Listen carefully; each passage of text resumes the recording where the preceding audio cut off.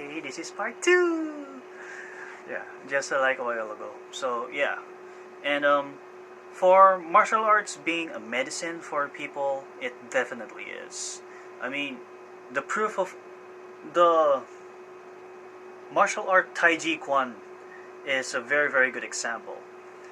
It was introduced to the elderly people so that they can still continue to move and to have their just to continue enjoy being active, even though they were already senior citizens.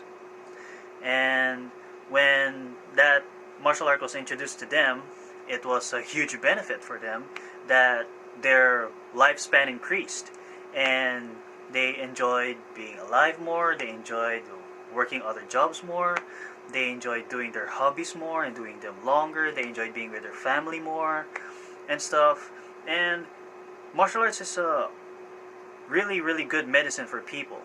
And for the younger generation, it should be as well. Not only for taming the mood swings and the curve of their moods, but also for teaching the younger generation on what discipline should be, on what self-control really is, and on what a real citizen should be by the time they walk out of the martial arts dojo or the martial arts gym. And the reason for that is because, pardon me, and the reason for that is because in this generation of ours, actually my generation, since I'm still young and I'm in my 20s, early 20s, I'm a bit ashamed and a bit embarrassed about people who are at my age and younger, who are doing a lot of things that shouldn't be told or that should not be done. And it's because of this kind of pride. And martial arts humbles you in a way, if done correctly and if taught correctly. So with that reason, if you teach martial arts to the younger generation, they'll quickly learn or have a solid foundation immediately on what life should be. And you know how to do fighting techniques, but life's not all about fighting techniques. And a lot of people just want to be merry, just want to be peaceful with one another, just want to mingle with each other, be at peace, be good neighbors to one another, be friends and all that. And by teaching that kind of concept to the younger generation, they'll have that concept by heart and by mind as well, and that they're going to treasure it. And when they do treasure it, that's the time that you're going to see the effects of planting a seed, the fruit that they're going to teach it also to their children, to their grandchildren, to their grand-grandchildren, and to other people as well, even though they're not family, to their friends, that life should be like this and like that. It shouldn't be doing this kinds of wrong things and all that. And it also destroys your health if you don't do martial arts and all that stuff. So yeah. And so, my training programs, I'll be linking them here. The basic training programs that I've been doing for 5 years now, I'm just leveling those up. And if you have the time, I know that I haven't fixed up most of my favorites. That if you're going to scroll down on my favorites, which is more than 1,000, I think. Sorry, pardon me. I'm going to fix those. And you'll see that there are a lot of basic and home training that you can do at home. And those are the videos that I favorited here in this site, that I still do up until now to maintain my martial arts body. So yeah. My conditioning consists of is right here in this link right here. And advice for beginners starting for martial arts. For beginners who like to do martial arts but really for some circumstances that they're in, they can't really enroll themselves in a martial arts dojo. They want to do solo training, but they don't know how. I would say to look at your home, or a part of your home, maybe a kitchen, a garage, a living room, or your own bedroom, as your own gym. The furnitures that you'll see are also simple gym equipments, if you will. One basic gym equipment that I showed is the chair, and it's very universal.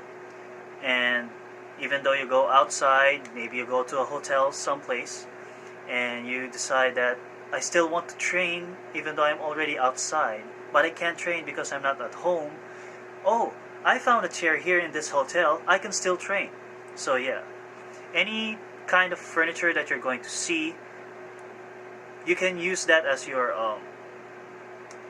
gym equipment for doing solo training or for doing exercises. And the floor is a good gym equipment. It's basically free. No, not basically, it's literally free. And you can also use the walls for doing stretches and some kind of strengthening exercises. Not hitting exercises though, just strengthening. So yeah, you have to have that kind of resourcefulness. So you have to do a lot of research. Just like when you're finding a job, you have to research the company before you apply. So you have to do some research before you actually do some kind of training. So yeah, that's for the beginners. And do not give up. Even though you're just a beginner, you're going to see, oh, this kind of guy, oh, she's so good and she's so flexible, she can do these kinds of techniques and all that stuff, oh, he can do these forms. Everyone starts at square one. Even the best people in the world were beginners as well. They start at square one. If you're going to finish the race, you can't finish the race without even starting it, right? So yeah, everyone starts at square one. So they just passed it earlier than you. It's now your turn to begin and to reach where they are right now. So yeah, that's for beginners, and I hope that it helped. And my favorite martial art film, which everyone already has said, is Enter the Dragon. Yeah.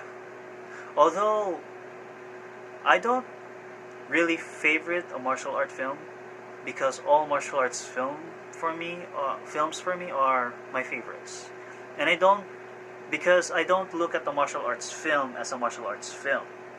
I look at a martial arts film as a demonstration.